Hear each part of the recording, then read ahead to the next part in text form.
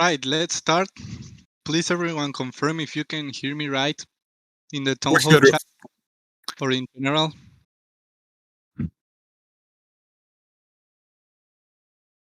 Perfect. Thank you, guys. Thank you very much. So we are here with Christian. He's the leader of the Interstellar Alliance.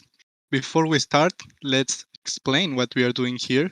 This is the Star Atlas Guild time. We take 10 minutes before the official start of the town hall to provide some minutes to our Please, guilds. everyone, confirm if you can If you don't hear know me what right the guilds are, in the they town are hall the chat. organizations or in general. that exist inside Star Atlas.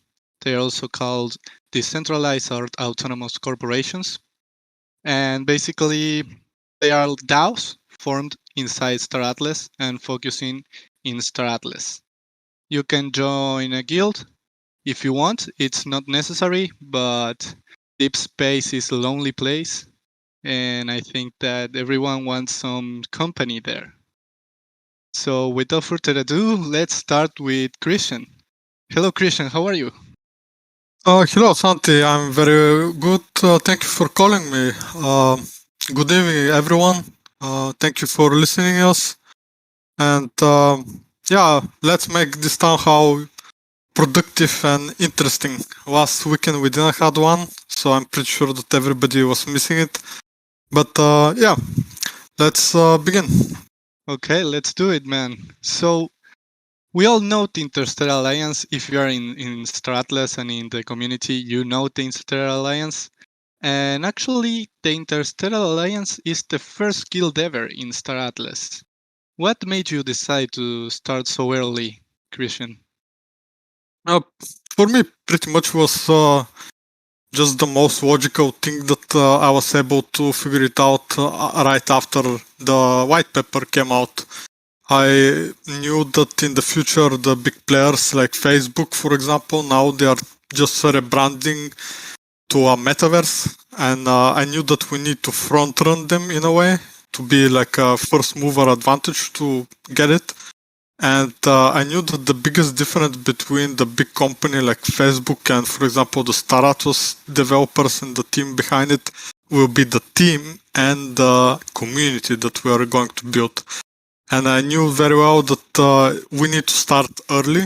We need to build the community. We need to create many different organizations which will incentivize different communities, people from all over the world to put the necessary effort and just sacrifices to make sure that all of those future goals can be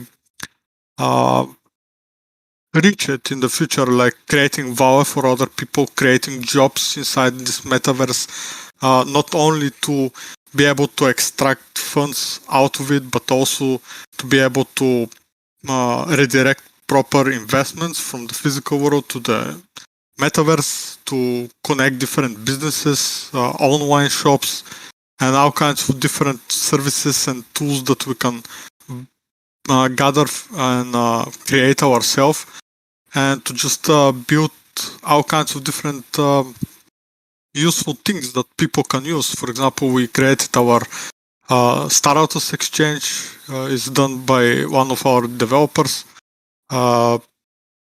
It's our own DEX. It's separated from the Star Atlas shop, but it's pretty much working in the same way. I actually, this is just my personal preference, but I like it a little bit more. It's more easier to navigate, at least for me.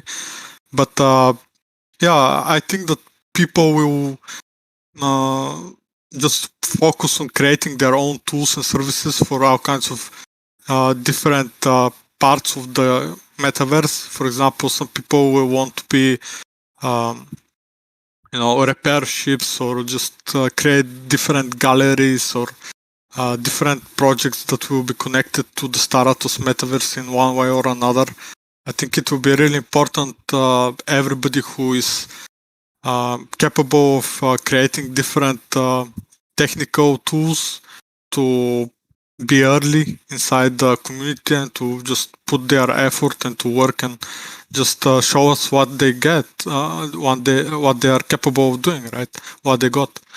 And 100%, 100%. I just want to give you Yep. the congratulations. I don't want to interrupt you, but for everyone who doesn't know, Christian was here before even myself. And I think the Interstellar Alliance was founded even before I started working here. So that's how early Christian was inside the Star Atlas metaverse. And that's why I asked the question. yeah, thank you for that clarification. I think that there is a lot of people here that are very early. I actually see many in the audience at the moment. So hi everyone. Good job to everyone who is taking care of the community. You are all doing amazing job. And I think that without you, just the community will not be the same. And I think that this is the strength that we are having and the leverage we have over big companies like Facebook. In the future, they will be making something similar like us. But if we have better community, we will do much better, at least in the sense that we are trying to create a metaverse for a game. And Yeah, I agree with you 100%, man. And yeah. thanks for sharing your vision. And I wanted to ask you a question, like for everyone, a quick explanation. What is the Interstellar Alliance, and what are the goals of the Interstellar Alliance inside the Star Atlas metaverse? The goals were pretty complicated, actually. We have several, but what I envisioned when I started was to create something that is similar to IMF, NATO, and the United Nations. But we are the United Metaverse Corporations. We created with our partners Final Frontier that they will be speaking after us. We helped quite a bit with it. We created the entire infrastructure with the partnerships with the Metaverse Council. We are creating meetings. We are holding meetings in our Discord every week for the community creators that are part of the United Metaverse organizations. We created the accords. We made sure that they were as fair as possible and we are capable of protecting each other. My prime goal was to just minimize the chaos that will be in the metaverse. We all know that there will be a lot of different problems, different fights, different chaos, pretty much just normal game, right? But if we are capable of limiting it or just suppressing the chaos, we'll be able to build much faster, much more organized, and this is exactly what we are doing. For example, tomorrow at 6 p.m. UTC time, we'll have another meeting and we'll have around 5 new communities that want to join the organization and the broader alliance. And I think that this type of cooperation will be the difference between just how well we'll be able to build inside the metaverse, because everybody is just different communities is just using their skills to create different tools, and we are all sharing our knowledge, and everybody's trying to create some useful thing to the rest of the people, and we are just giving it to each other for free. We are not asking for some kind of funds or anything like this. We are just trying to share as much as we can, so we can just use all of our capabilities together and for the betterment of the entire metaverse. I think that this is fundamental importance to the development of the entire metaverse, and I think that if we put the necessary effort, we'll be able to really create something legendary inside this metaverse. And I'm highly grateful to the Star Atlas team and everybody who is working behind the scene to make all of this possible. Otherwise, it was just going to be a plain dream. And I'm not here to dream, I'm here to build. Great. Thank you, Christian. Thank you for sharing your vision and for sharing what the Interstellar Alliance is. If you want, you can drop the links to the Discord in general chat or in town hall chat so people can join. I'm pretty sure that everybody can find our Twitter Find us in Twitter, the Interstellar Alliance. All of our links, our decks, our Discord, everything is there. But I'll ask someone to post it now in the Guild channel. Thank you very much for hosting this town hall, and Thank you. have a nice evening, everyone. Take care. Thank you, Christian. Thank you. We also had Ardo from the Final Frontier lined up today, but I don't see him in the audience. So, okay, he raised the hand. Hey, Ardo, how are you? I'm doing good. Can everybody hear me okay? Yeah, we can hear you. We can hear you. Let's go. We are running like some little late in the timeline. So let's go straight to business, Ardo. How are you, man? I'm doing good. Thank you for having me today, everyone. Thank you, Santi, for all you've done. And thank you, Michael Wagner, for leading the way in a whole new just structure of what we could only imagine for a future of socioeconomics. And my hat's off to Christian for everything he's done to lead the way for guilds into the metaverse and for the success that he's had with all of us building the United Metaverse organizations. So thank you. Perfect. Thank you, Ardo. So tell us a little bit about yourself and also about what is the Final Frontier. Well, first and foremost, I'm a father, and not to I don't want to toot my own horn or anything, but I know a lot of people have asked who is Ardo. You might know me as Ricky, and I'll kind of just let people run with their imaginations with that. And in terms of the Final Frontier, I just had a dream of doing something different. You know, I've been in professional guilds. I've been playing MMO and RPG games for well over a decade. And I got together with a few real life buddies. And the talk was, I want something different. I want something that people feel like it's more than just joining an organization, but they feel like they're joining a family.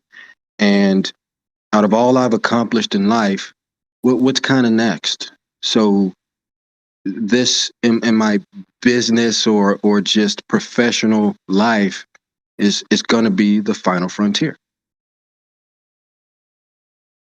Great, great. Thank you for building inside Star Atlas. Oh, it's been amazing. It's been amazing. So what is the Final Frontier? So we are a decentralized autonomous organization as well as a professional gamers guild. And our focus is industrial development, logistics, knowledge share, partnership building, and operational security for missions and for designing protocols. And ultimately, we want to have a positive effect on the outcomes of intergalactic warfare, commerce, as well as the socioeconomic structure that you all have built for us in the Star Atlas metaverse. And the relationships that we build along the way will break the chains in some of the countries that fall under an oppressed economic structure. And we want to be a part of that fight to help people who are in a situation where they can't really help themselves. Great goal, and that's also what Star Atlas is looking to build. So, Wardo, what made you decide to build inside Star Atlas and not in other game?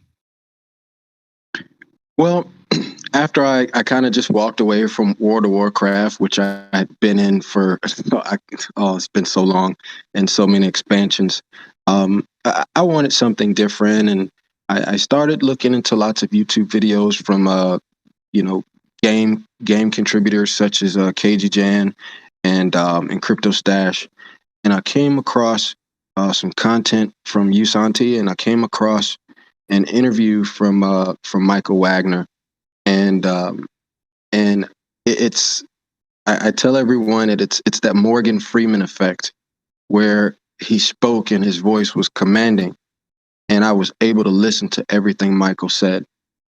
And at the end of it, I knew that Star Atlas was where I need to be. And by the time that night was over, I was a poster owner and was ready for what was next. And I was telling my friends about it and sharing it to my social media.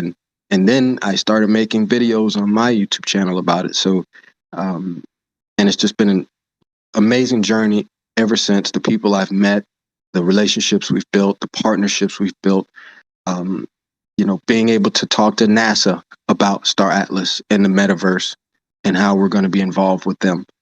So thank you again for, having that content for people like me to be able to see. Thank you, Ardo. Thank you very much for being building here in Star Atlas, and we really appreciate that. So now let's jump into business. We are here with Michael Wagner, the one and only Wagner. How are you, Wagner, today?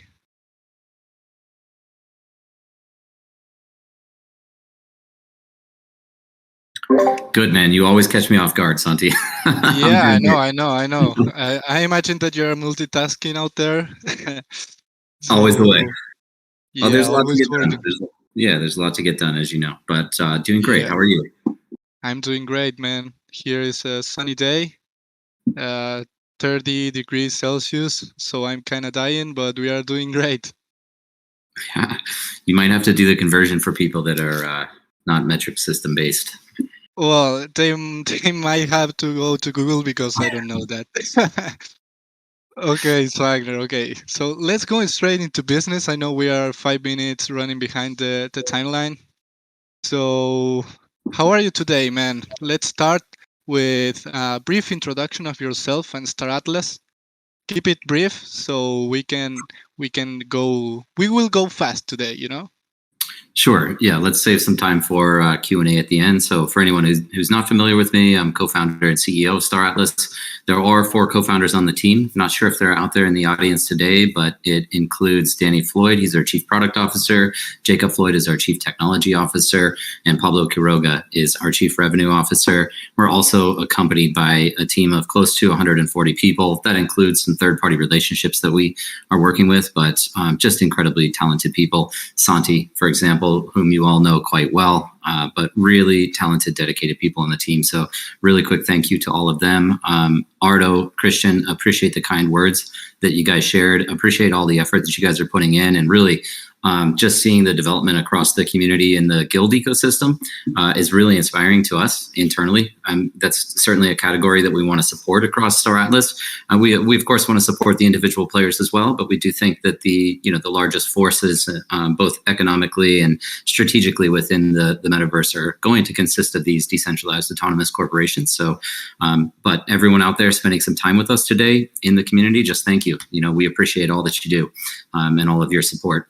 Star Atlas, again, quick summary for anyone who's not aware. It's a AAA quality, massively multiplayer online game centered around space exploration, territory control, and political domination. Given our expertise in the crypto ecosystem, naturally, we are incorporating a number of blockchain mechanics, such as NFTs, so non-fungible tokens, that empowers players with true asset ownership of virtually every asset within the metaverse. 2 crypto-native tokens, both Atlas and Polis, as well as the integration of a number of DeFi primitives that will further empower players that are earning and monetizing the time that they're spending in the game to be able to continue to compound, grow their wealth. So that's Star Atlas, and we're super excited about the metaverse and about our own potential as both a game development studio, as well as what the future of human and social interaction inside digital worlds is going to look like, and our ability to influence the physical world across governance, across economics, and people empowerment. Thank you. Great summary as always, man. You're trained. So before we move to the next segment, I would like to thank everybody out there in the community, to everyone who's helping us onboard new people, and also to our great moderators. They are doing a fantastic job across all channels, Discord, Telegram, Reddit. Also join the Star Atlas Reddit. We are putting some more content out there. So now let's move to business, Wagner. What do you think? Let's do it. I have a question for you before we move into fully Star Atlas. It's super Star Atlas related, but it's not from the product side. So we know that Mark Zuckerberg and Facebook made a big announcement for the future today, for the future of Facebook. What's your opinion about this, Michael? Well, you know, at first it was surprise, right? Not necessarily that they're getting into the metaverse space, but the conviction behind the decision to pivot and rebrand Facebook, which has an enormous amount of brand equity, over to the name Meta. I think that demonstrates the potential of this sector that we're working in right now. You know, it's very encouraging for us to see major companies like that move into the space. You know, this is also on the tail of companies like Epic, which is the creator of Unreal Engine, the game engine technology that we're building Star Atlas in. You know, they raised $1 billion to develop out of metaverse, and there are many other large technology companies that are looking to pursue this. And we don't see it as really competitive whatsoever. You know, there's plenty of room for the multiverse model. There's going to be plenty of places where different experiences can exist, but it really does kind of further endorse some of the statements that we've made as a company that, you know, we believe the metaverse is not just a video game. It is the future of e-commerce. It's the future of the web. It's the future of social media. And so, you know, once again, further enforcing that is the simple fact that Facebook is willing to undertake this massive rebranding effort and fully commit to the metaverse. So if nothing else, I think it's just, you know, super promising that we're building here in this space with our model at the same time that the world is starting to appreciate and understand exactly what's going to be possible in the digital realm. Yeah, 100%. I saw a tweet from you today, which I found funny but true in some way. You can share what you said in the tweet. It's a great thought. It's a great thought. Yeah, you know, I think that obviously that I was being facetious there. I take notes from Elon Musk. Try to be a little trolly, a little funny out there, but you know, essentially just indicating that the timing of the Facebook announcement was probably expedited by the fact that, you know, there is awareness, collective consciousness around what we're doing at Star Atlas. So I don't necessarily think that's really true, but you know, but like the demand, this is out in the ether now, right? Like people are understanding the concept of metaverse is really up and coming right now. So we're just super thrilled that we're at the forefront of this and we're building on the bleeding edge. No doubt, man, no doubt. So now let's move to what everybody wants, that it's the updates about Star Atlas, and hopefully we can make you leak something today, Michael. What do you think? I doubt it, Santi. We'll see. You know, it's not very common, but yeah, man. So we skipped the town hall last week, so you know, quite a bit of activity across the company over the past 2 weeks. I'll try to be quick here. We do want to save the time for live Q&A with everyone, but first and foremost, we made the formal release of a public roadmap. This is a highly abridged and truncated version. I want everyone to be fully aware this is not our working document internally, but we do want to give everybody some insight as to what the process and timelines look like for us, how we plan internally, when we intend to deliver, and exactly how many complex and complicated modules and subcomponents of the game are in development in its current state. We also have on there a list of all of the completed tasks, and really we wanted to include that so we can demonstrate just how much we've successfully completed over the course of the year. It's been an enormous amount of work. Once again, a lot of credit to the team who are just, you know, down in the trenches, putting in the extra hours, working overtime, and making sure that we can deliver this product in a timely fashion to everyone out there and meet the demand. So if you haven't seen it, we have it across all of our announcement channels, but you can find our Notion-based roadmap there. And the one final point I'd kind of make on that is that, you know, please understand, we took a step back from this previously. We're trying to open back up the transparency around delivery dates, but all of the dates that you're looking at on the roadmap are target dates. There's an enormous amount of R&D that goes into everything that we're doing. There is no clear formula for how to build a product like Star Atlas, we are the ones that are creating that formula. So understand that there are target dates and then there are confirmed dates. So unless it says confirmed on that item, it is not definitive that it will be released on that timeline, but we do our best to get it out with the target date in mind. So beyond that, really the three core things that we've most recently been focused on are the score system, so ship commissions on remote expeditions, on the Star Atlas DAO, as well as on the final kind of polish items on something that we internally call Project Sugarcane. So I know everybody's very excited about the first feature of the minigame coming out, and that is score. So this will be the first opportunity that everybody has to take those ship NFTs that they've purchased from us through the Galactic Asset Offering process, deploy those to their faction, and then start earning Atlas. And the items that were completed over the past 2 weeks are the final versions of the UI designs, which has been handed off to our front end engineers, as well as all of the underlying economics. We've got final kind of clearance and approval on what the earnings potential will look like for all of those assets. So feeling really good now that we've handed it off. It's a process of getting the front end built out, doing quality assurance checks and UAT on that product, and then ultimately releasing that to you. So for anyone that's looking at the roadmap, you'll note we have a target date of November 18th on that, but we do always want to ensure that we're delivering the highest quality products. So not only from the design standpoint, but we are building out complex smart contracts and on-chain applications to be able to deliver these features to you. This is in stark contrast to the way that traditional game development takes place. We literally have to write all of the game logic in a smart contract and ensure that it is secure.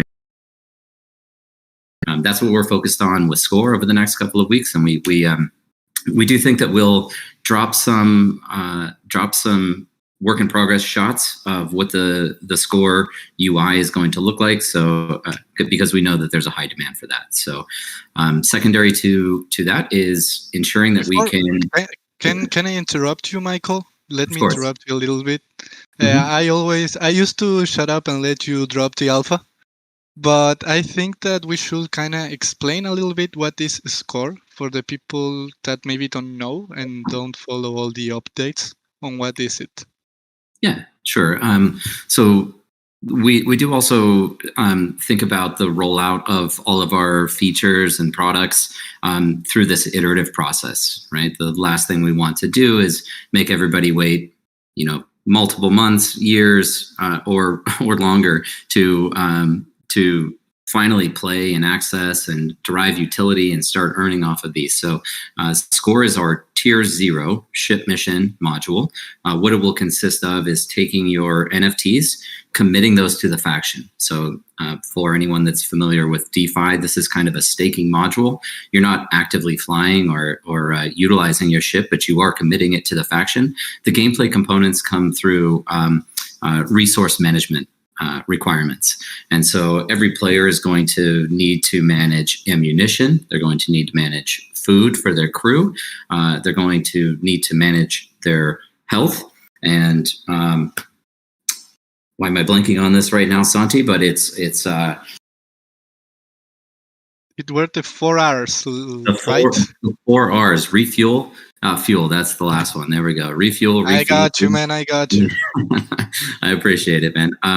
So yeah, there's going to be 4 different resource requirements. These all deplete at a variety of rates. The formulas that go into that are based on ship size, first of all, and there are a number of different ship sizes and classes, as well as the ship type has certain efficiencies. Each ship type has an efficiency in each one of those categories. So, a fighter ship, for example, is going to have lower reserves of things like food, and they'll burn through food quicker, as well as through fuel. Whereas a freighter, for example, has efficiencies and higher capacity for some items. So these I'm not sure that we're going to release exactly what those numbers are, but you will be able to visualize all of that in the game UI when it comes out. And so the general idea is that these are going to be deployed as fleets.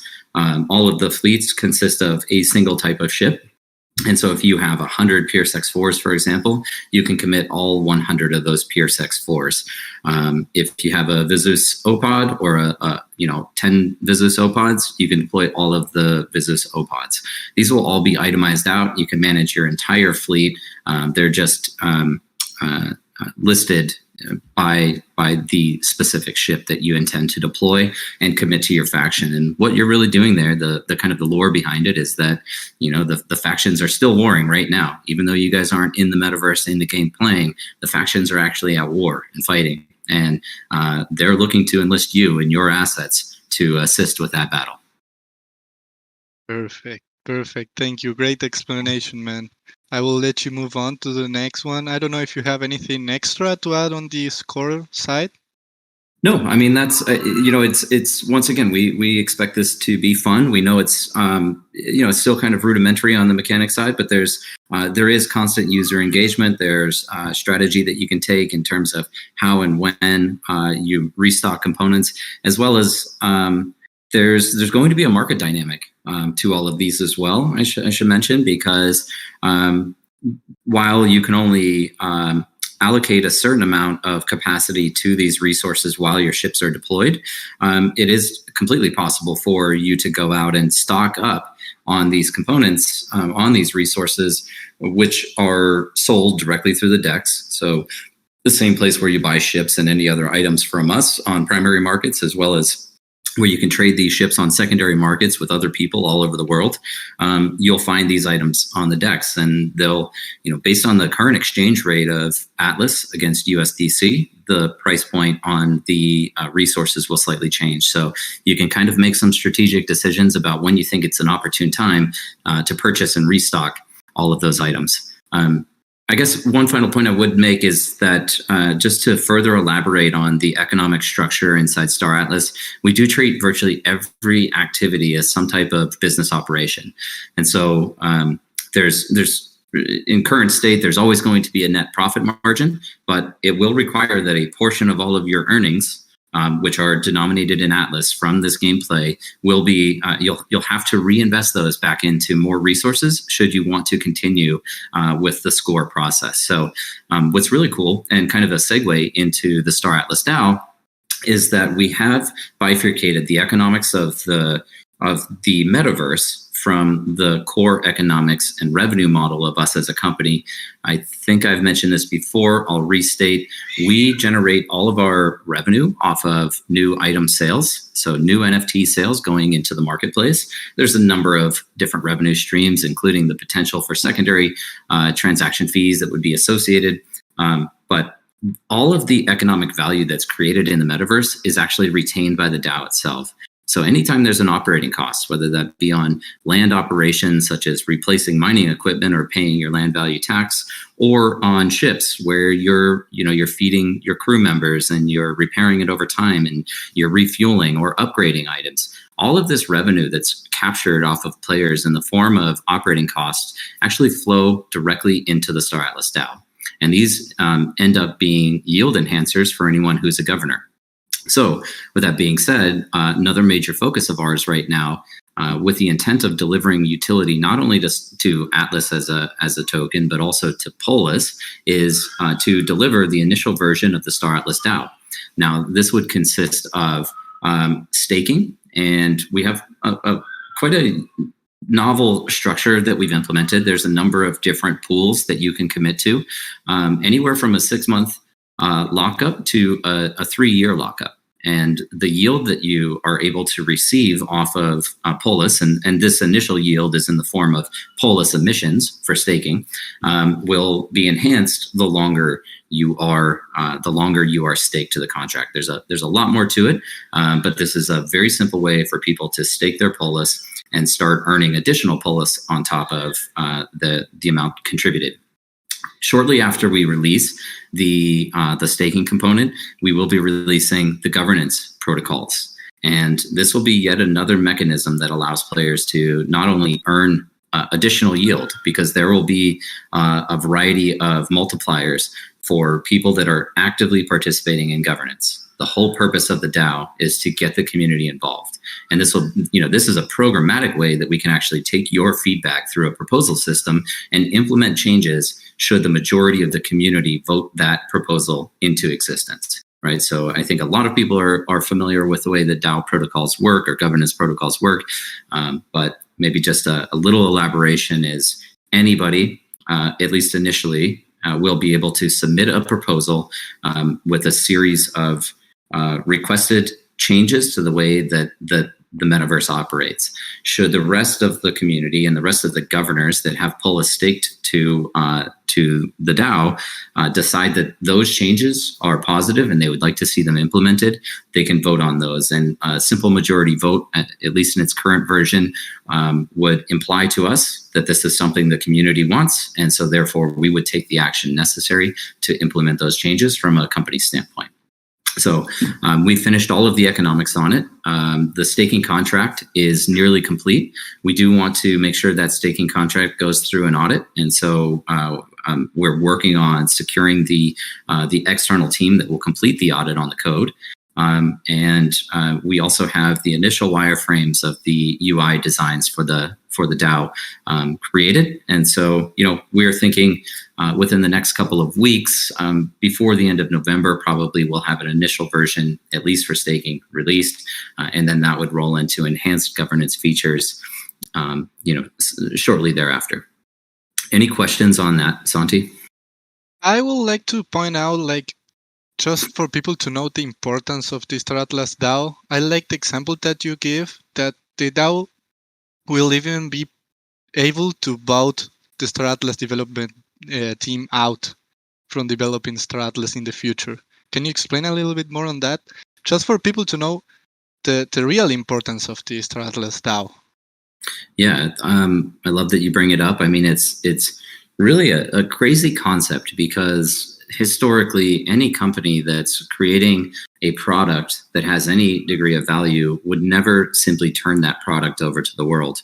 We operate under this ethos, though, of decentralization and kind of inclusion, and decentralized governance is very at the core of what it is that we're building. And so at some point in the future, and this would be years down the line, I should probably clarify here, but at some point in the future, through the emission and inflation of Polis getting distributed out to various governors and being earned through various gameplay mechanics, it would be possible for the community at large to vote our company, Star Atlas Development Studio, to vote us out as the core developer of the game. At some point, we take the metaverse that we're building right now and we turn it over as a public utility that anybody has access to, and anybody has the ability to modify and alter and be a participant in their own way, right? And so this is, like I said, it's kind of an absurd thought that we would move forward with a roadmap strategy that we could actually lose our jobs, right, as the creator of this product. But what we believe is that we're going to demonstrate the ability that we have, the talent that we have, and our ability to continue to refine this product into the future. And so therefore would continue to be the core developers of the game and of the metaverse. But what's the other part that's really cool about this concept is that we don't want the metaverse, we don't want Star Atlas as a game to be something that has a short-lived life cycle. Even 5 years, 10 years, 20 years. What we believe is that through the essentially open sourcing of the metaverse and creation of this public utility, it is a product that anybody can continue to evolve and modify into the infinite future. It's a product that could live in perpetuity. And of course, it wouldn't be a product that it is when today, or that it is in 5 years when we get closer to the full game release, but in 100 years. Who knows what it becomes? And that's only possible through something like the Star Atlas DAO and through decentralization. Great. I wanted to point that out because that's the real power to the people that we are saying. Exactly. That is the our internal, well, not only internal model but motto, but also external motto, and definitely an ethos that we live by. 100%. So I think you were going to speak about Project Sugarcane, right? That's right. Yeah, and I will be kind of quick on the next two components here. I want to make sure we save that time for Q&A. So Project Sugarcane was kind of the code name for the NFT marketplace, the full Serum integration, a number of other elements of the current UI that people access when they go to play.staratlas.com. And we've been undertaking some major polish on that, partially from user feedback and partially from our own internal quality assurance checks on the product itself. And so a couple of really exciting things to come up will be item galleries on every one of those NFTs that people own today. We fully appreciate that, you're purchasing a single image right now does have limited utility because we don't have the gameplay out. But we already have a number of creative content associated with each and every one of the ships that we have scoped out. The 140 ships that will be released over time, and probably more that we will continue to create. But so, in the next release, which you'll see early next week, you'll see item galleries. So every ship you own is going to have a series of images that you can scroll through. You'll also see the release of ship stats and specs. So every one of your ships is going to be accompanied with information about, specialization, about crew member slots, about component slots. Essentially, whatever the specifications of each of those items is, will be revealed to you. And then finally, I think this is something that's I don't know if I'd say controversial. We've been listening in on and reading on Discord people's opinion on the transition to Atlas market pairs for all of the NFTs. That's a decision that we actually don't want to make exclusively internally. We want to make sure that we open that up to the community for vote. And we fully anticipate that that's going to be one of the initial proposals that get introduced on the Star Atlas DAO when that comes out.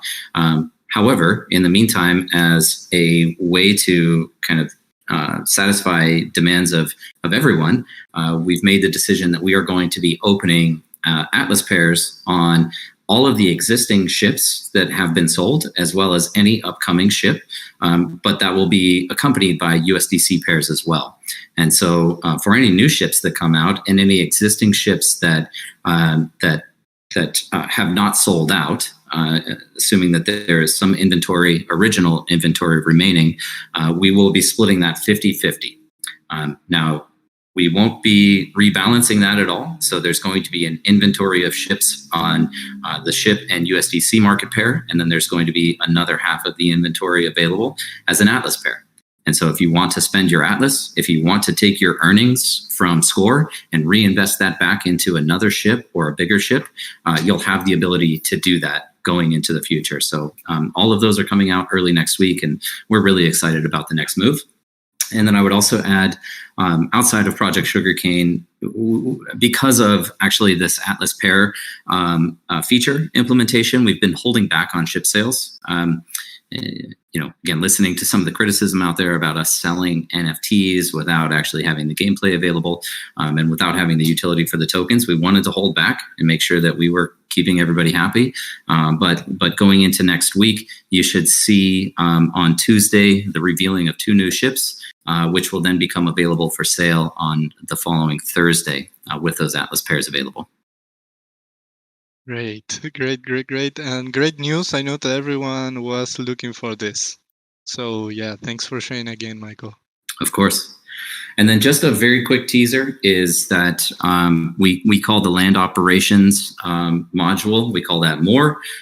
We've undertaken some of the initial discussions surrounding the economics of that game feature. So, talking about how are people going to purchase land? What is the price of land going to be? What kind of minerals will be on various claim stakes? And we do have this tier structure across land claims as well, going from 0 to 5. And naturally, tier 5 is the highest.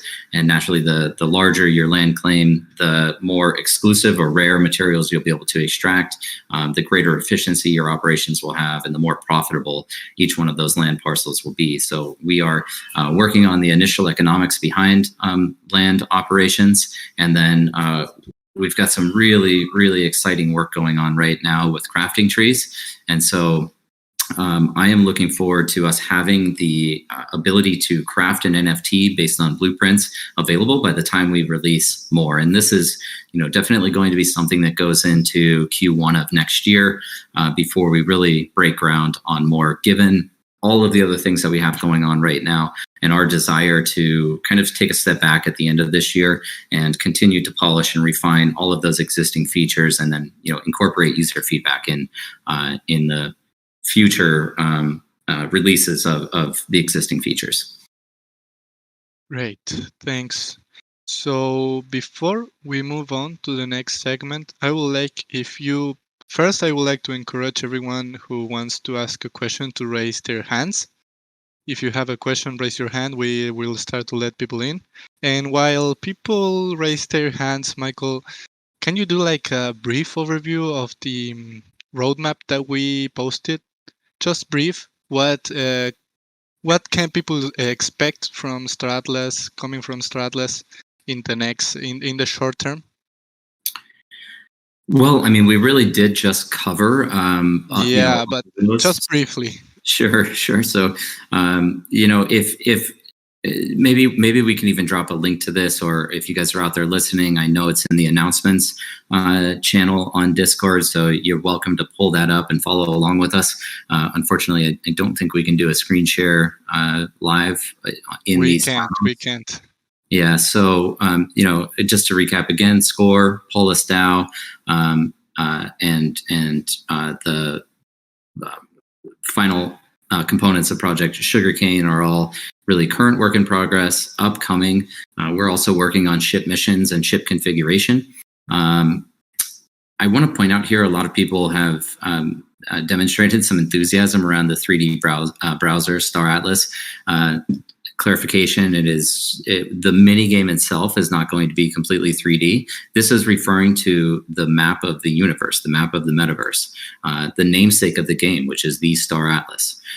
So that is a component that will be released as a 3D explorable map, right? So that's a longer timeline item, but it is in progress.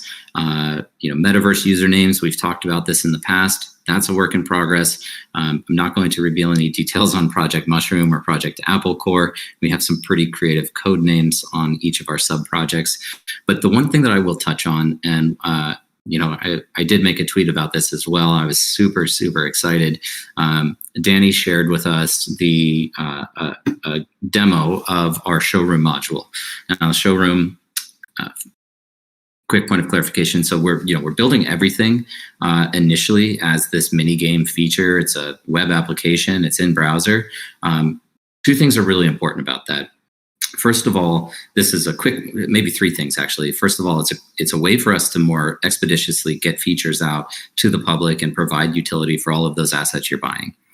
Second of all, this becomes an MVP for all of the on-chain logic that we're building out that will also be integrated into the Unreal Engine version of the game. I've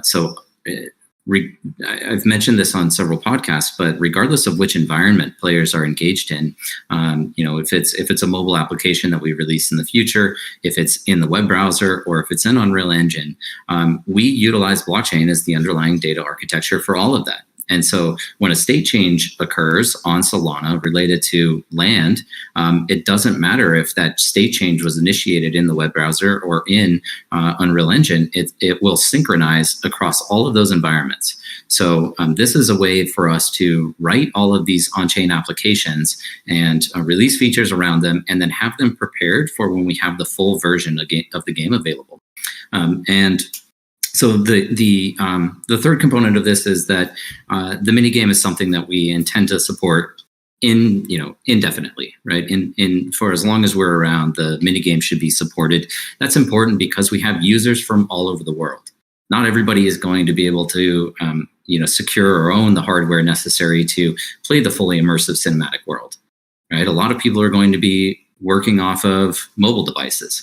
And so we think it's very important that we create these environments that enables inclusion from people from everywhere who can benefit from the play to earn model. Perfect. That's why I asked you if you can do a new overall explanation. I know that there was some extra alpha there, I think that was an elbow in the ribs, is what that was, Santi. So we have right now. Let's move to Q&A, Michael. Let's move to Q&A. Sure.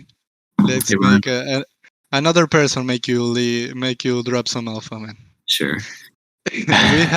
we have Ronin here. Ronin, how are you? Good, thanks, and you guys?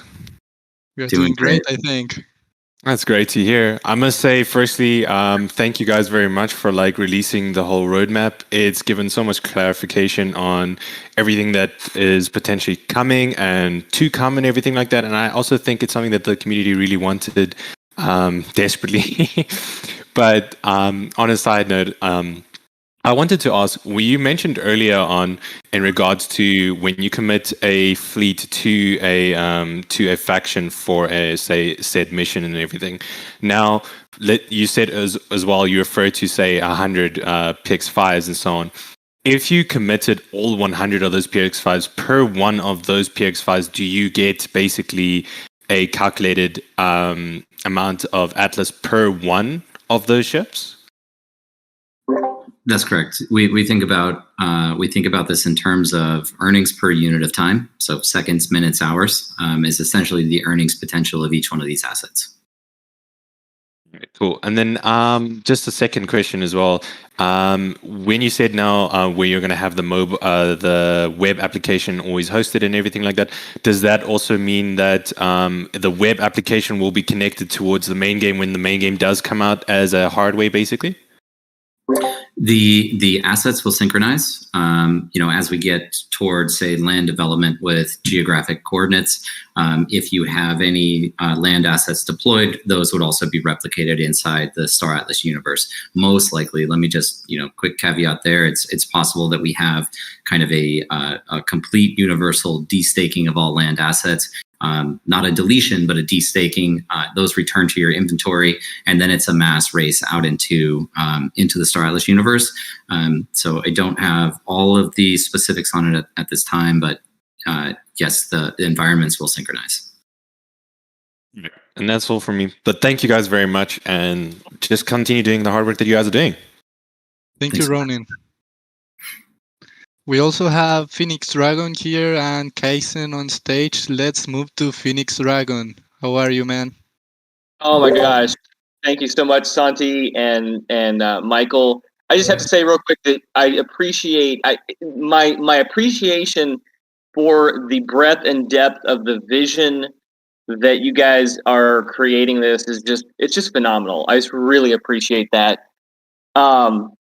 So my question, I'm still fairly new to crypto. I mean, I've been doing some things with it.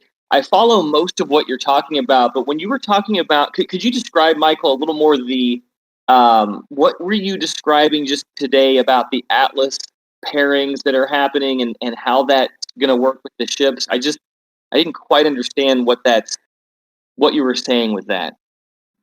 Sure. Yeah, I mean, so that's in reference to the market pairs that we sell assets for during the Galactic Asset Offering. So anytime we release a new ship, historically, we have sold that against a USDC pair. I say pairs because these are on the decentralized exchange. And so you can view the order books, and it's always the ship and the contra asset that you're using to purchase that ship. Maybe to expand a bit on the logic, I know there were some questions around this, but we as a company have very high operating costs. We have a large team. It's continuing to grow. It was very important for us from the start to ensure that we were receiving a stable token that we could use to continue to fund operating costs of the company. The last thing we wanted to do was drive a bunch of people to purchase Atlas so that they could buy ships, which would, arguably cause some price appreciation. But as soon as we received that Atlas, we would need to liquidate it, right? To ensure that we have business continuity. We have the capital necessary to operate our company without having to deal with the volatility risk of being involved in the crypto ecosystem. And so that was the core logic. We just wanted to make sure that we weren't creating all of this unnecessary volatility in the market, kind of a pump and dump scheme. That's what we wanted to avoid. However, where we're at now, we're quite well capitalized, and as a result, we are willing to start to accept Atlas for a portion of those assets. And again, going into the future, if through a proposal on the DAO, people decide that they would like to see us accept exclusively Atlas, then that is something that the community can vote on and we would implement.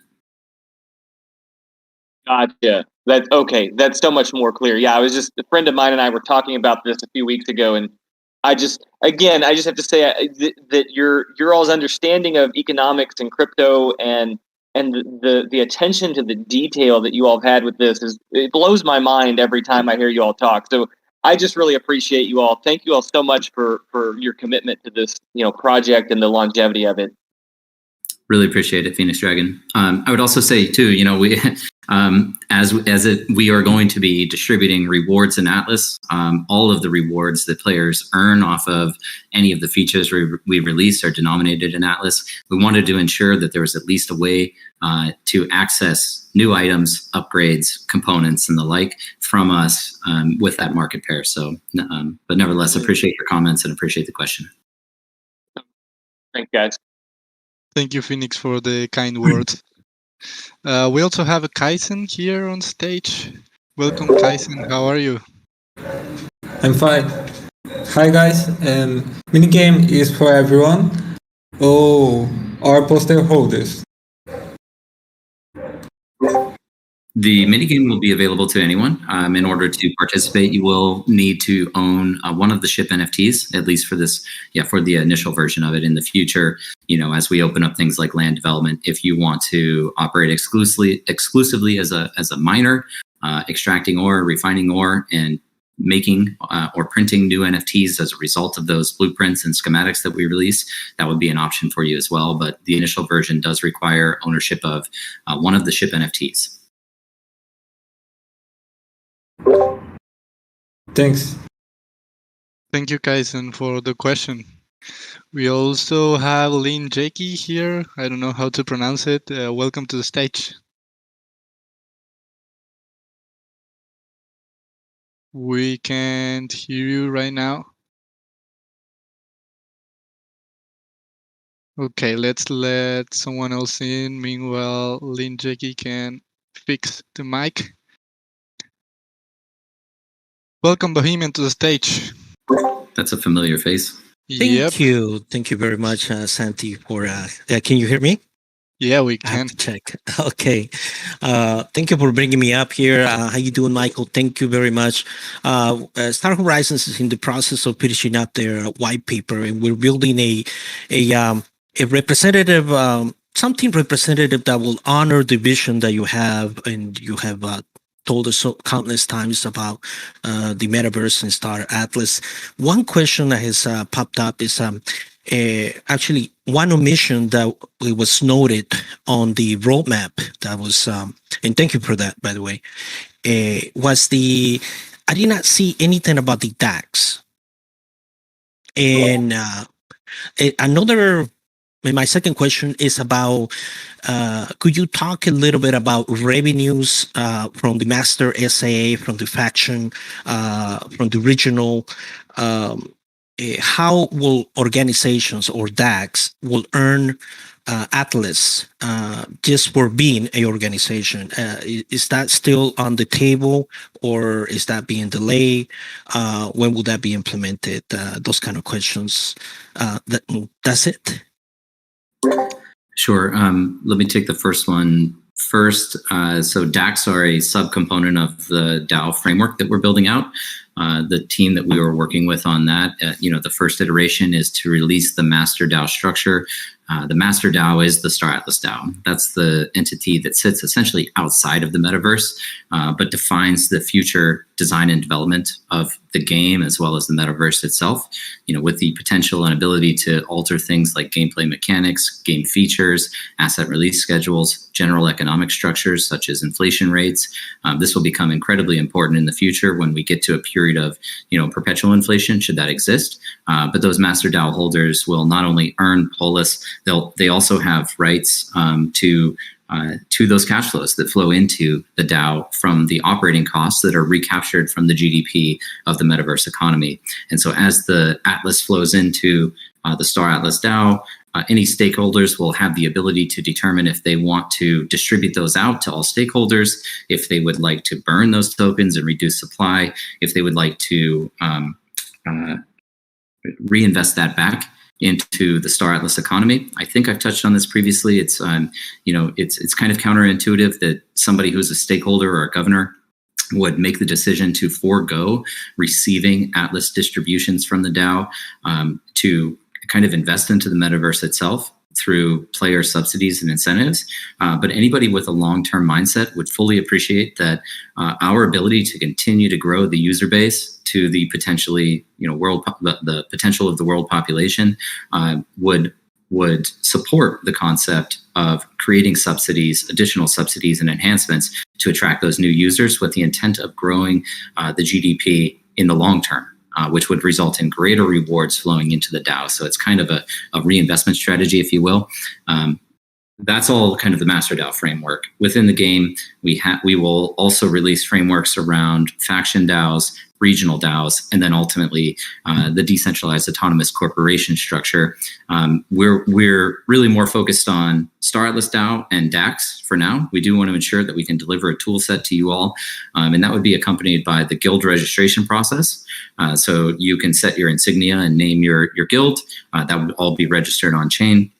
The idea is that you will have a no-code deployment wherein you can select from a menu of governance protocols that would then be implemented into your guild DAO structure, as well as, this is the leak, Santi, as well as the ability to mint your own guild tokens. Now, we know a lot of people are kind of undertaking these actions right now.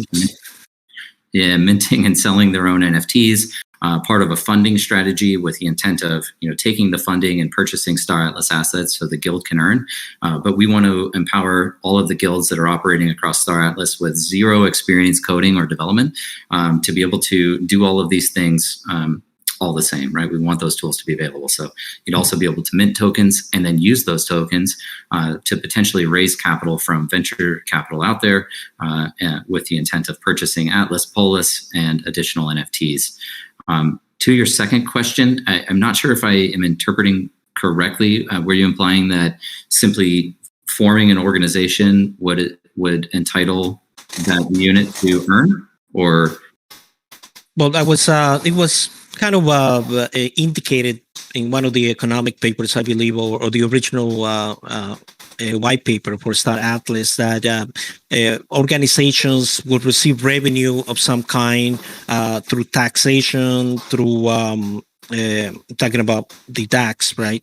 Is there any revenue coming towards the DAX? Now you mentioned the minting of tokens in the DAX. That opens Pandora's box too, right? So that's a big leak, by the way. So I was just wondering if there is anything coming into the organization that could be distributed to its members that is not mission related or mining related or any other operations that we talk about already. Talking about taxations, participation in the factions, any other kind of revenue. I just want to make sure there is no money that we're not thinking of that will be coming into the DAC. You follow me? I do. I think I do. I apologize if that wasn't completely clear in the game economic white paper, but there are no free cash flows into DAX simply for registering DAX. The taxation that would exist is through the collective of players that are engaged in gameplay itself. So completing missions and participating in operations, that revenue could flow into the guild treasury based on what the tax rate the guild defines is. So if you as a guild say, we want 10% of all of our players' earnings to flow into the treasury, which we intend to do certain things with, that would be an option for you. And that would be a part of those DAC governance protocols that you could implement. And then your users, by the way, voting with your guild tokens, which could be distributed out to the members of your guild, they could vote on changes to that as well. So that's kind of independent of Polis. Polis is utilized across the faction DAOs and the regional DAOs. So the only other source of income for DAX that might be kind of a non-activity driven income source would be by participation across the regional DAOs and the faction DAOs. And so it's very possible that guild leaders or guild members get voted into positions of government in those sub DAOs, and as a result, can see some additional income flowing into their guild for being a participant, an active governor across the ecosystem. Excellent. Thank you for that explanation. That really helps. Thank you so much. Thank you, Santi. I'll give it back to you. Thank you, Michael, again. Always great questions. Thanks, Bohemian. Thank you, Awesome. Bohemian. Have an awesome day. Thank you very much. So let's see if Lin Jakey was able to fix the mic. Lin Jakey, please talk if you fixed the mic. Okay, I'm guessing you didn't. So let's move to audience Lin Jakey, and hopefully he can fix the mic. We also have Amadan here. Amadan, welcome to the stage. How are you? I'm well. Can you guys hear me right now? Yeah, we can. Sorry about the family background. I'm gonna go. No problem. No My problem. noobishness. That's just me as an onboarder. I'm gonna just dumb down the conversation a lot right now. As an entry level person, the economics seem a little bit kind of out of reach for like thousands or tens of thousands of dollars to set up rigs and ships and stuff. Is there a way to kind of get in on escort or working level or smaller investment level with some of the mid-range rigs and still afford to claim, let's say, 10,000 as a middle-class American or 20,000 as a middle-class American? Is that possible with this game? Yeah, of course. I mean, we did design the economics of our sales around this concept of both inclusion as well as aspirational wealth. I don't necessarily want to go out and say whales, right? Let me just kind of touch on the higher end where we anticipate having Titan class and mothership class ships get sold for anywhere from 5 to 10 million. These are likely to serve as central traveling home bases, safe harbors for entire guilds or collectives of players. We don't anticipate that any individual player would want to own or should own all of the largest ships in the game.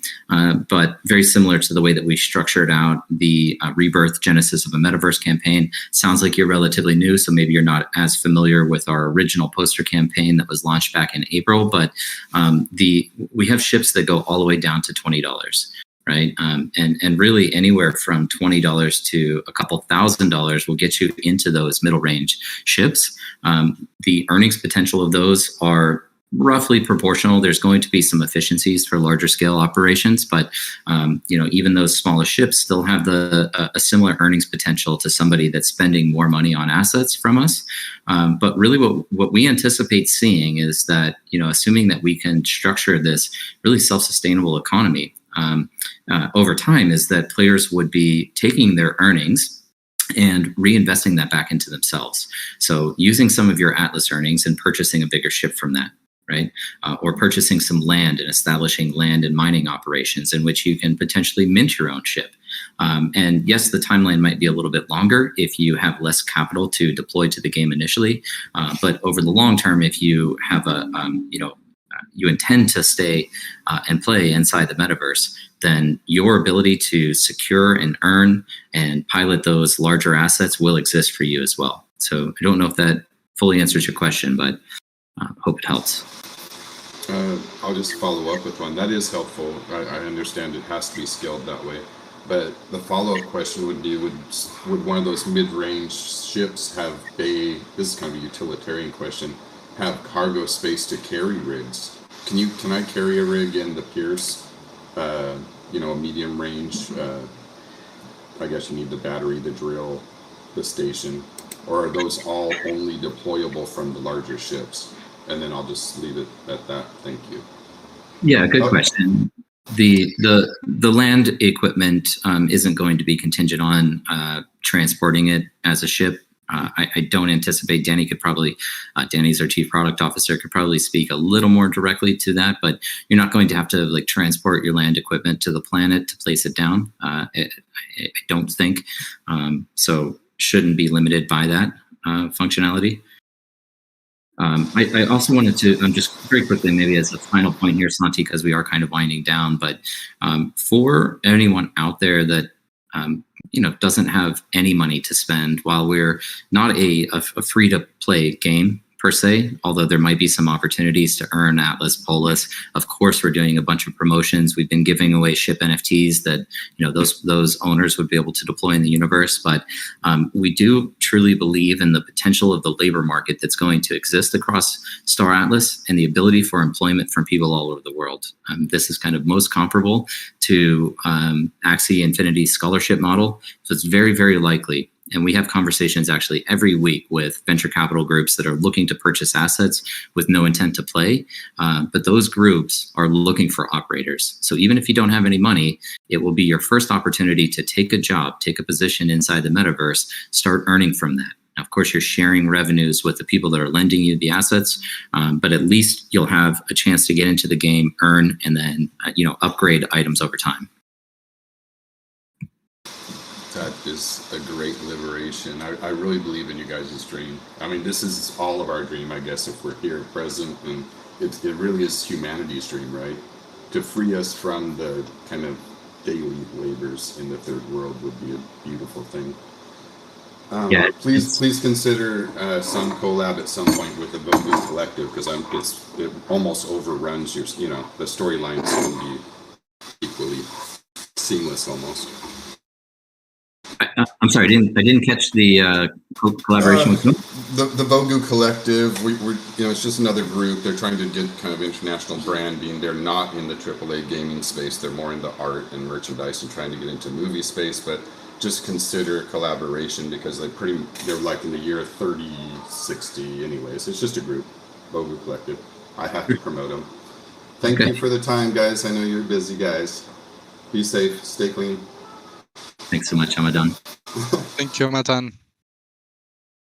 So yeah, Michael, what do you think? Do you have any closing thoughts? No, it's just super exciting times. I mean, it's again so encouraging for us to see just how much interest is forming around the metaverse concept itself. It to Hamadan's point, it's very liberating.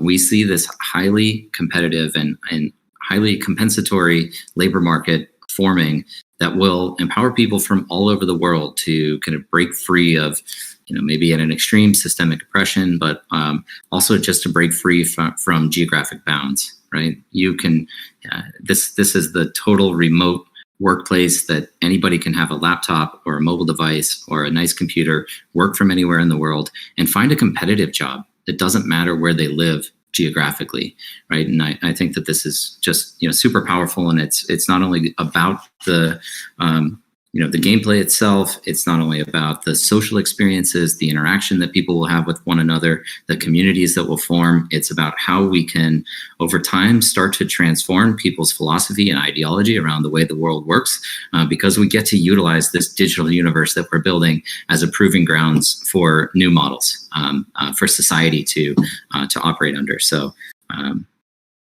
we love the space we're in. We're all very passionate about this, and just very much looking forward to the continuous development and release of this product. Nothing to add there, just a power to the people. And stick it to the man. See you guys. Thank you for joining today. Thanks, everyone.